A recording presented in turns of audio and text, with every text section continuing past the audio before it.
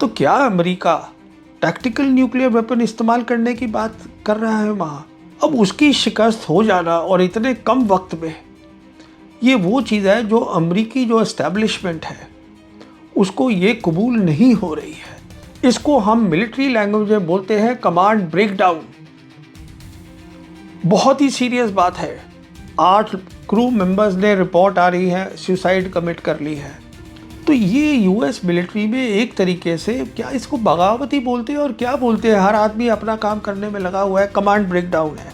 तो आज पाकिस्तान का रोल जो है वो और बढ़ गया है, उसका अब काम ज़्यादा हो गया है कि ईरान की हाई पावर्ड 21 मेंबर की team, senior leader Ghalibaf, Abbas Araghchi भी शामिल हैं, ये सब जा रहे हैं पाकिस्तान। क्योंकि आज पाकिस्तान के जो आर्मी चीफ हैं फील्ड मार्शल आसिम मुनीर, वो इकलौते पर्सन हैं, इकलौते हैं जो कि प्रेसिडेंट ट्रंप से डायरेक्टली बात कर सकते हैं। पाकिस्तान जिसके पास पूरी सपोर्ट है चाइना की, जिसके पास सपोर्ट है रशिया की, इकलौता मुल्क है जो है एक बहुत बड़ी जो प्रॉब्लम खड़ी हो सकती है दुनिया के लिए, उसको पाकिस्तान काफ़ी मदद कर सकता है।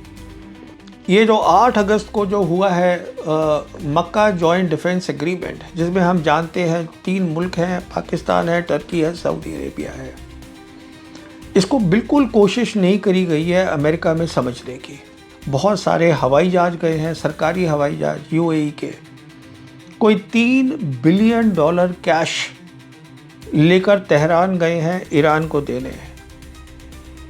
करीबन 2 टन गोल्ड है वो जाके ईरान को दिया है। क्यों? क्योंकि ये कह रहे हैं कि हम आपके साथ अपने रिश्ते जो है सुधारना चाहते हैं। बेदू की एक खास बात क्या है, बहुत ही एडवांस्ड है, जीपीएस से जो अमेरिका की है उससे बेहतर है। इतना स्ट्रॉन्ग सिग्नल है कि जो अमेरिकी इलेक्ट्रॉनिक वॉरफेयर है या साइबर है इसमें इस्तेमाल नहीं हो पाएगी, कि हिंदुस्तान और पाकिस्तान की जो तकदीर है वो जुड़ी हुई है। एक रैली एड्रेस कर रहे थे न्यूयॉर्क में प्रेसिडेंट ट्रंप। उस रैली में उन्होंने ये ऐलान कर दिया कि हरमुज़ हम जानते हैं कि ईरान के कब्ज़े में है, कि वहाँ पर हमने शिकस्त दे दी है ईरान को। तो ये तो वो पहले भी बोलते रहते हैं। नई बात ये बोल दी कि बहुत जल्दी मैं ऐलान करने वाला हूँ कि जो स्ट्रेट ऑफ हरमुज़ है वो अमेरिकन टेरिटरी है, कि वो अमेरिका का है। बहुत बड़ी बात है ये, क्योंकि अगर अमेरिकन प्रेसिडेंट ये बोलता है कि स्ट्रेट ऑफ हरमुज़ अमेरिका की टेरिटरी है, इसका मतलब अमेरिका को उसको डिफेंड करना है। हरमुज़ हम जानते हैं कोई आम ताम जगह नहीं है, वहाँ से गल्फ़ का 20% ऑयल और गैस दुनिया को जाता है। गल्फ़ जो है, जो हरमुज़ है, वो ईरान की टेरिटरी है और 2 बड़ी ताकतें आज दुनिया में, चाइना और रशिया, उसको सपोर्ट करती हैं इस बात को। हम ये भी जानते हैं कि जो हरमुज़ है वो ईरानियन मिलिट्री के कब्ज़े में है और रहेगी। कोई तरीका नहीं है कि अमेरिका जो है, अमेरिका की फ़ौज उसको वहाँ से हटा सके। तो सवाल ये है फिर प्रेसिडेंट ट्रंप ने ये बात ऐलान क्यों की है? एक बात तो तय है कि प्रेसिडेंट ट्रंप बहुत बौखलाए हुए हैं और वो लाजमी भी है। 10 कारण दूंगा कि क्यों बौखलाए हुए हैं। पर दूसरी बात यह है, फिर भी ऐसा बोलना ये बात को संकेत करता है कि क्या कुछ बातचीत चल रही है अमेरिका के अंदर। क्या प्रेसिडेंट ट्रंप अपने सीनियर मिलिट्री कमांडर्स के साथ कोई रास्ता ढूंढ रहे हैं किस तरीके से हरमुज़ को खोला जाए या ईरानियंस को वहाँ शिकस्त दी जाए। अब मिलिट्री ताकत से तो हो नहीं सकता, तो क्या अमेरिका टैक्टिकल न्यूक्लियर वेपन इस्तेमाल करने की बात कर रहा है वहाँ? मैं जानता हूँ ये हंसी, लोगों को हंसी आएगी इस बात पे, पर हमें इस बात को थोड़ा संजीदगी से सोचना चाहिए। कारण उसका ये है कि देखिए, अमेरिका इकलौता मुल्क है दुनिया में जिसने न्यूक्लियर वेपन इस्तेमाल करे हैं, किसी और मुल्क ने नहीं करे। और दूसरा कारण ये है कि अमेरिका वो मुल्क है जो वर्ल्ड वॉर 2 जीता, कोल्ड वॉर जीता, पूरी दुनिया में यूनिपोलर में इकलौती सुपर पावर था। अब उसकी शिकस्त हो जाना और इतने कम वक्त में, ये वो चीज़ है जो अमेरिकी जो एस्टेब्लिशमेंट है उसको ये कबूल नहीं हो रही है। तो क्या वो कुछ ऐसे कुछ हरकत करने वाले हैं जिससे कि दुनिया में एक नई चीज़ होने वाली है, तो ये बातों को सोचना ज़रूरी है अभी से। अब मैं बताना चाहूँगा कि ऐसी 10 बातें क्या हैं जिसके कारण बौखलाए हुए हैं प्रेसिडेंट ट्रंप। देखिए, पहली बात तो ये है कि जो उनके सपोर्टर्स हैं, जिसको हम बोलते हैं मागा बेस, उनकी जो पॉपुलैरिटी है उसमें गिरती जा रही है बहुत तेज़ी से, क्योंकि उनके फॉलोअर्स का ये कहना है कि हमारी लड़ाई है ही नहीं वेस्ट एशिया में, हम वहाँ क्यों बैठे हैं। और प्रेसिडेंट ट्रंप में इस रैली में उन्होंने खुद कहा है कि देखिए, मैं जानता हूँ इस लड़ाई के कारण, जो लड़ाई चल रही है वेस्ट एशिया में, दाम बढ़ रहे हैं चीज़ों के, अमेरिका के अंदर ऑयल के दाम बढ़ रहे हैं, तो उन्होंने ये कबूला है इसके अंदर। पर वो ऑब्वियसली सोच रहे हैं कि मुझे इसको, लड़ाई को ख़त्म करना है जल्दी। दूसरी बात यह है कि देखिए, 3 नवंबर को अमेरिका में बहुत ही अहम मिड टर्म इलेक्शंस हो रहे हैं, जहां नई यूएस कांग्रेस तय होगी। अब अगर वो जो यूएस कांग्रेस में आते हैं मेजॉरिटी, वो डेमोक्रेट्स हुए, इनकी पार्टी के नहीं हुए, तो प्रेसिडेंट ट्रंप के लिए बहुत सारी मुश्किलें खड़ी हो जा सकती हैं। ये भी उनके दिमाग में चल रहा होगा। तीसरी बात यह है कि प्रेसिडेंट ट्रंप ने खुद साइन किया है 17 जून को एमओयू ईरान के साथ। अब प्रॉब्लम क्या है कि उस एमओयू में, जिसमें 14 पॉइंट्स हैं, सारे पॉइंट्स वो हैं जो ईरान चाहता था, क्योंकि अमेरिका लड़ाई हारा है। पर दिक्कत ये है कि अमेरिका के अंदर जो लोग हैं वो इसको कबूल नहीं रहे हैं। वो ये कह रहे हैं कि प्रेसिडेंट ट्रंप ने क्यों साइन किया उसके ऊपर, अमेरिका जो है इस तरीके से शिकस्त नहीं मानेगा। और प्रेसिडेंट ट्रंप को खुद लग रहा है, क्योंकि बहुत ज़्यादा ईगो है, कि मैं लूज़र कैसे दिख सकता हूँ कि मैं हार गया। इसीलिए उन्होंने साइन करने के बाद फिर से लड़ाई शुरू कर दी। चौथा कारण है कि इजराइल के लीडर्स और प्रधानमंत्री नेतन्याहू खुलेआम आज कह रहे हैं कि प्रेसिडेंट ट्रंप लड़ाई बंद कर दे, इजराइल लड़ाई बंद नहीं करेगा, वो तैयार ही नहीं है उसके लिए। पांचवा कारण क्या है कि जब ये लड़ाई शुरू करी थी अमेरिका ने, जिसको कि वर्गलाया गया, ये इजराइल नेतन्याहू ट्रंप को इस लड़ाई में ले आए, अब वो तो साफ क्लियर हो रखा है कि लड़ाई की कोई तैयारी थी ही नहीं, कोई प्लान ही नहीं था, सोचा ही नहीं था कि क्या ऑब्जेक्टिव होगा, किसके खिलाफ लड़ाई हो रही है, कितनी ताकत है उसके पास। अगर ये सब किया होता, जिसे हम बोलते हैं वॉर इन्वेंटरी, कि हमारे पास लड़ाई लड़ने का असला क्या है, क्या हमारे पास मिसाइल्स हैं, क्या हमारे पास मिसाइल रोकने की मिसाइल, जिसे इंटरसेप्टर मिसाइल्स बोलते हैं, वो है, वो कुछ भी नहीं सोचा गया। और अब तो रिपोर्ट्स आ रही हैं कि जो 39 डेज़ की एयर वॉर हुई थी शुरू में, उसके बाद जो सारा उनके स्टॉक्स हैं मिसाइल के, इंटरसेप्टर मिसाइल्स के, बहुत ज़्यादा कम है, तो लड़ाई कैसे लड़ी जाएगी। अगला कारण क्या है, छठा कारण बहुत ही इम्पोर्टेंट कारण है। जो सेंट्रल कमांड है अमेरिका की, जो यहाँ लड़ाई लड़ रही है वेस्ट एशिया में, जो उसके कमांडर हैं एडमिरल ब्रैड कूपर, वो खुद भी बयान दे रहे हैं, और उनके दफ्तर से बयान जो है सोशल मीडिया पे आ रहे हैं। और बयान ये है कि हमको ये लड़ाई जारी रखनी चाहिए।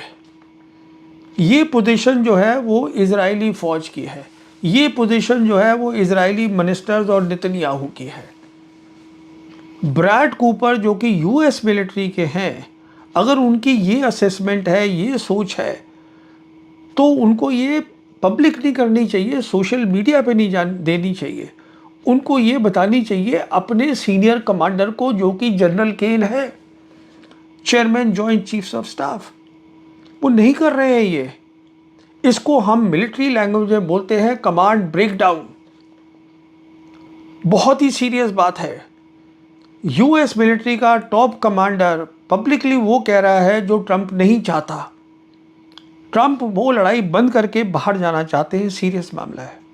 सातवां कारण देखिए, किसी भी मुल्क के पास जो एयरक्राफ्ट कैरियर होते हैं, और ख़ासकर जो अमेरिका के एयरक्राफ्ट कैरियर हैं, वो अमेरिका की शान है।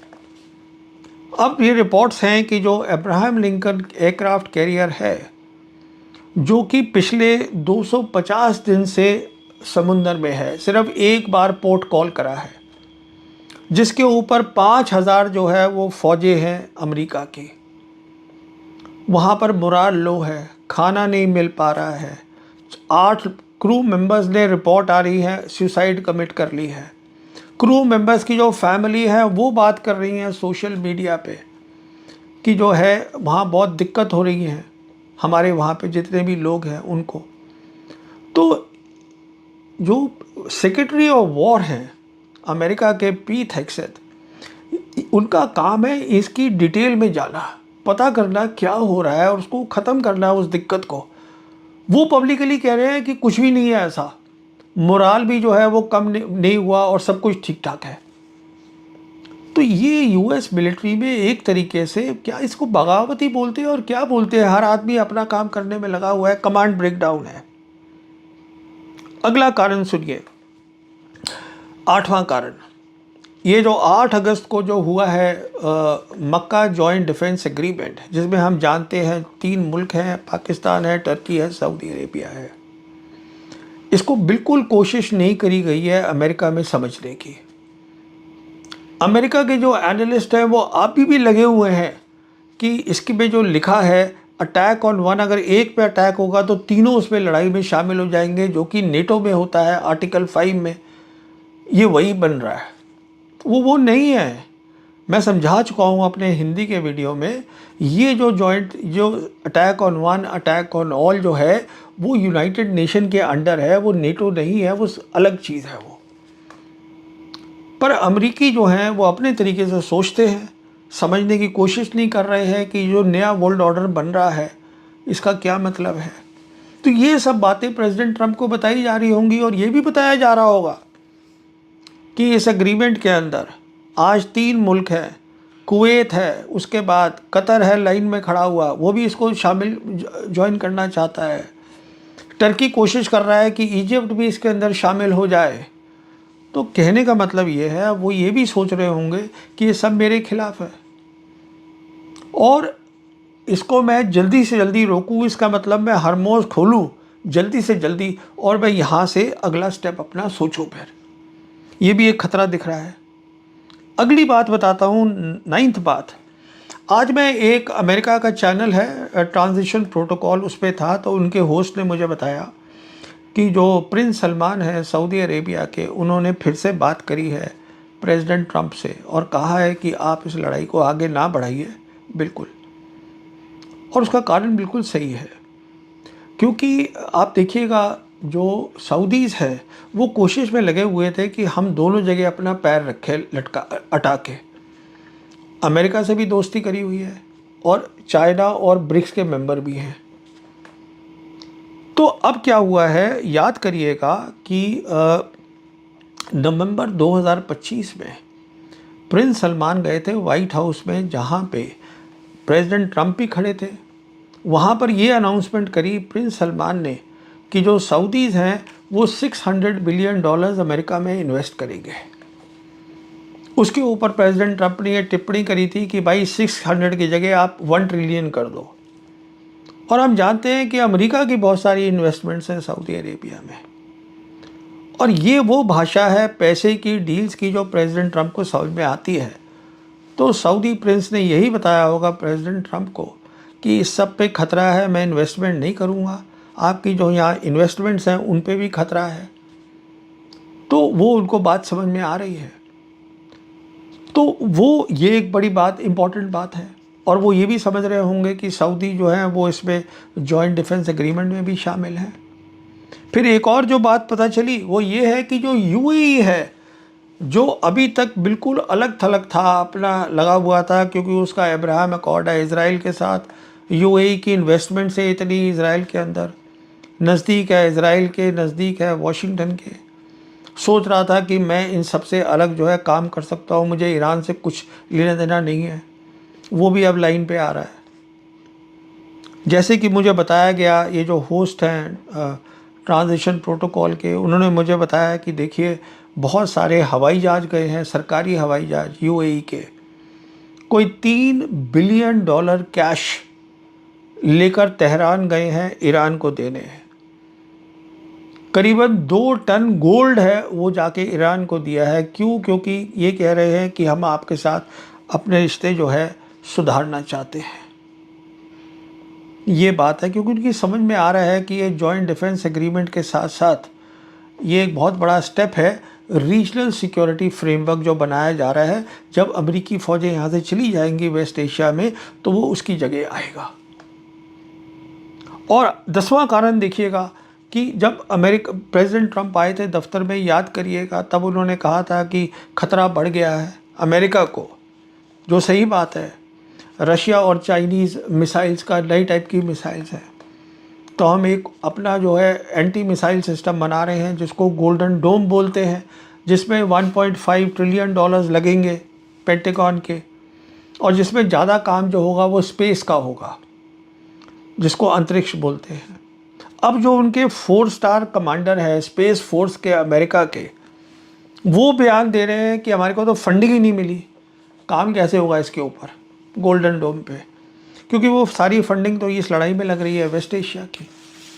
तो ये 10 मसले तो हैं ही जो उनको परेशान कर रहे हैं प्रेसिडेंट ट्रंप को। उसके अलावा बड़ी परेशानी ईरान से आ रही है। ईरान ने जो अपनी शर्तें हैं हरमुज़ को खोलने की वो और सख्त कर दी हैं। वो कह रहे हैं हम तभी खोलेंगे, पहले तो आप ये अपना नेवल ब्लॉकेज हटाइए, हमारे ऊपर से सारे सैंक्शंस हटाइए, जिससे कि ईरान जो है फ़ौरन अपना तेल, अपना गैस, अपने पेट्रोकेमिकल्स वो दुनिया में बेच सके। अपनी फ़ौजों को वेस्ट एशिया से निकालिए। हमारे जो आपने दबा के चोरी करके जो एसेट्स रखे हुए हैं करीबन 12 बिलियन डॉलर्स के, उसको आप रिलीज़ करिए। उसके बाद वो ये बोल रहे हैं कि जो लड़ाई इज़राइल कर रहा है लेबनान में हिजबुल्लाह के साथ, और जो कर रहा है गाज़ा में हमास के ख़िलाफ़, उसको बंद करवाइए, जो नहीं करवा सकते प्रेसिडेंट ट्रंप। नेतन्याहू सुनता ही नहीं उनकी बात। और फिर वो कह रहे हैं कि जितना हमारा आपने नुकसान किया है लड़ाई में करीबन 300 बिलियन डॉलर्स, उसको आप भरिएगा, उसके बाद हम खोलेंगे स्टेट ऑफ हॉर्मुज़। हम नहीं खोलते। और उसके साथ साथ क्या हुआ है, खबर भी और आ गई है ईरान के अंदर से। खबर आई है कि जो ईरान के सुप्रीम लीडर हैं मुश्तबा खमेनी, वो अपने टॉप कमांडर से मिले हैं। मिलिट्री के जो सीनियर कमांडर्स हैं उनको चेंज किया गया है। अब जो सेक्रेटरी हैं उनके सुप्रीम नेशनल सिक्योरिटी काउंसिल के, उनको बनाया गया है, जिनका नाम है जनरल मोहसिन रिज़ाई। ये पुराने IRGC के कमांडर हैं, मिलिट्री के कमांडर हैं, और बहुत हार्ड लाइनर माने जाते हैं। उनको नियुक्त कर दिया गया है। तो क्या किया है ईरान ने, एक तो ये पब्लिकली बताया है कि मीटिंग हुई है सुप्रीम लीडर के साथ। एक ये बताया है सबको कि देखिए मिलिट्री जो है उसमें हमने तब्दीलियां करी हैं, उसको हमने और कमांड को ताकतवर किया है। और तीसरी इम्पॉर्टेंट बात ये बताई है कि जो अब मिलिट्री है, ईरान की मिलिट्री अभी तक सिर्फ डिफेंसिव एक्शन कर रही थी। मतलब अगर US मिलिट्री कुछ कर रही थी तो वो उसके खिलाफ उतना ही काम कर रही थी। अब कह रहे हैं हम ऑफेंस करेंगे, हम अपना काम भी करेंगे। अब ऑफेंस कहाँ करेंगे सोचिएगा। देखिए ऐसा है कि जहाँ तक स्टेट ऑफ हॉर्मुज़ का ताल्लुक़ है, जो हम जानते हैं पूरे कब्ज़े में है ईरान मिलिट्री के, उनकी नेवी के। कुछ काबिलियत वहाँ ऐसी है जिसका उन्होंने इस्तेमाल ही नहीं किया अभी तक, जैसे कि छोटी पनडुब्बी, ब्रिजेट सबमरीन बोलते हैं, जो ईरान की नेवी ने ली थी नॉर्थ कोरिया से, जो पर्शियन गल्फ के में काम करने के लिए परफेक्ट, बहुत बढ़िया है। इससे आप टॉर्पीडो भी फायर कर सकते हैं, मिसाइल्स भी फायर कर सकते हैं। उसका इस्तेमाल नहीं किया अभी तक। फिर उनके पास ड्रोन्स हैं, अंडर वाटर ड्रोन्स, जो बिल्कुल साइलेंट है। वो जो दूसरे साइड का सोनार है वो उसकी आवाज़ को नहीं पकड़ पाएगा, उसका भी अभी तक इस्तेमाल नहीं किया है। फिर देखिएगा उनके पास जो मिसाइल्स हैं, ये तो अमेरिकन भी मान गए हैं, उनकी जो मिसाइल्स हैं लंबी रेंज की, वो एक्यूरेट हो गई हैं। बहुत एक्यूरेट क्यों हो गई हैं? क्योंकि एडवांस्ड मिसाइल्स हैं जो मिड कोर्स, मतलब छोड़ने के बाद अपना रास्ता बदल सकती हैं, करेक्शन अपने आप कर लेती हैं कि मुझे कहाँ जाना है। बहुत स्पीड से जाती हैं, स्पीड है करीबन मैक 7 मैक 8 इस स्पीड से जा रही है। मैक का मतलब है स्पीड ऑफ साउंड। फिर जो वहाँ पर जो मिसाइल पहुँचेगी, एक तो मान लीजिए इज़राइल है, उनके पास इंटरसेप्टर नहीं है, कमी है, और दूसरा उस मिसाइल में क्योंकि वो अपना रास्ता बदल लेती है, कोर्स करेक्शन कर लेती है, वो उनके जो एयर डिफेंस सिस्टम्स हैं वो उनको इवेड कर देगी, उससे अलग निकल के टारगेट पे जाके हिट कर देगी, वो कर सकती है। तो कहने का मतलब ये है, जब इतनी उनके पास एक्यूरेट मिसाइल्स हैं, तो ये जो नेवल ब्लॉकेड लगा रखा है हरमोज पर अमेरिकन्स ने 13 अप्रैल से, नेवल ब्लॉकेड का मतलब होता है ये लड़ाई है, दिस इज़ वॉर। जब आप नेवल ब्लॉकेड लगाते हैं, अभी तक ईरानियन चुप बैठे थे। क्या ऑफेंस का मतलब है कि अब वो अपनी मिसाइल इन पे दागेंगी जो यहाँ पर इनके बड़े बड़े जहाज है वहाँ पर। अगर 2 जहाज भी उड़ गए, डिस्ट्रॉयर्स उड़ गए यूएस नेवी के, तो आप सोच लीजिए कि क्या इज्जत रहेगी अमेरिकन नेवी की, जो इतनी बड़ी नेवी, ताकतवर नेवी मानी जाती है। फिर ईरानियन ने ये भी कह दिया है कि हम स्ट्रेट ऑफ हॉर्मुज़ में जो अंडर सी केबल्स इंटरनेट जा रहा है, अब उसको काट सकते हैं। इंटरनेट कट गया तो जो इंटरनेट जा रहा है गल्फ़ कंट्रीज़ में, वेस्ट एशिया में, इवन इंडिया में करीबन 7 केबल्स हैं जो मुंबई जा रही हैं, उस पर आप समझ लीजिए कितना नुकसान हो जाएगा। इंटरनेट ही अवेलेबल नहीं है, आप क्या करिएगा। फिर उसके बाद जो है, आज उनके पास ताकत है कि वो जो है वो डिगो गार्शिया तक हिट कर सकते हैं, क्योंकि इतनी एक्यूरेट मिसाइल है। डिगो गार्शिया 4000 किलोमीटर है ईरान से लेकर इंडियन ओशन रीजन में। और ये सब इसलिए हो पा रहा है क्योंकि चाइनीज़ ने उनको स्पेस की कैपेबिलिटी बेदू दे रखी है। और बेदू की एक ख़ास बात क्या है, बहुत ही एडवांस्ड है, जीपीएस से जो अमेरिका की है उससे बेहतर है। इसमें होता है जिसको बोलते हैं हम यागोन ऑगमेंटेशन सैटेलाइट्स, जो कि 900 किलोमीटर और 1200 किलोमीटर एल्टीट्यूड पे काम करता है ज़मीन के ऊपर, जिसको हम लो अर्थ ऑर्बिट बोलते हैं। इसका सिग्नल बहुत स्ट्रॉन्ग होता है, इतना स्ट्रॉन्ग सिग्नल है कि जो अमेरिकी इलेक्ट्रॉनिक वॉरफेयर है या साइबर है, इसमें इस्तेमाल नहीं हो पाएगी, नुकसान नहीं कर पाएगी। तो इस सिग्नल के थ्रू जो है वो जो लंबी रेंज की मिसाइल्स हैं उनको रास्ता बताया जाता है और वो एक्यूरेसी से अपने टारगेट पे पहुंचेंगे। कहने का मतलब ये है कि आज ईरान पूरी तरीके से ताकतवर पोजीशन में है, मिलिट्री के मुतालिक एडवांस्ड मिसाइल्स हैं, प्रोडक्शन बढ़ी हुई है, और दूसरी तरफ वो जो है सब कुछ कम है, ड्रोन्स हैं, सब कुछ इनके पास है, प्रोडक्शन हो रही है।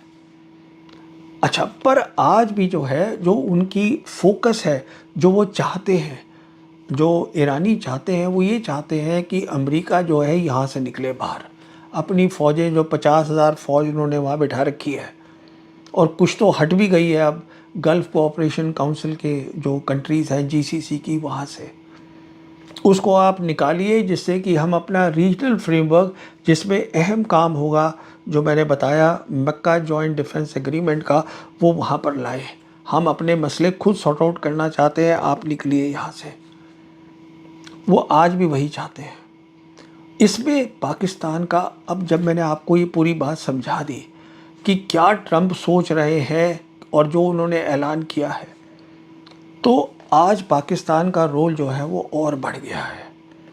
पाकिस्तान मीडिएटर तो है ही, उसका अब काम ज़्यादा हो गया है। और यही कारण है कि रिपोर्ट्स आ रही हैं कि ईरान की हाई पावर्ड 21 मेंबर की टीम, जिसमें उनके सीनियर लीडर खालिबाफ, अब्बास अराक्ची भी शामिल हैं, ये सब जा रहे हैं पाकिस्तान। क्यों जा रहे हैं?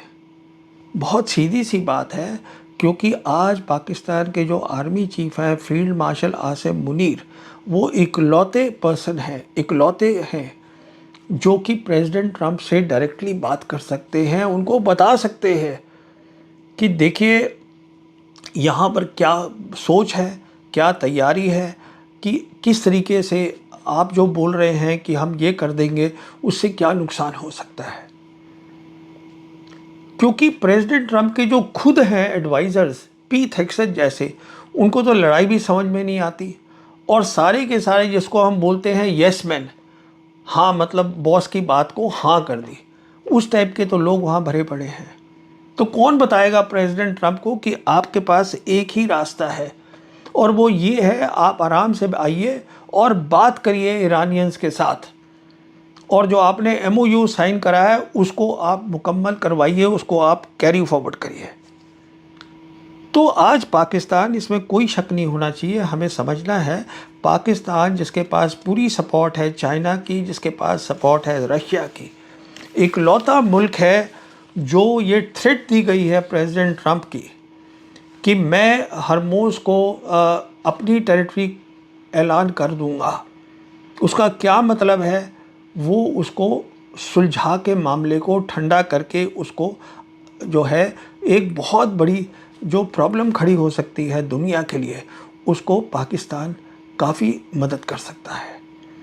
मैं लास्ट बात जो हर बार बोलता हूँ, अब भी वही बोलना चाहता हूँ कि हिंदुस्तान को अगर प्रोग्रेस करना है इस नई दुनिया में जहाँ 3 बड़ी ताकतें हैं, जिसको मल्टीपोलर हम वर्ल्ड बोलते हैं, तो आप समझ के चलिए कि हिंदुस्तान और पाकिस्तान की जो तकदीर है वो जुड़ी हुई है।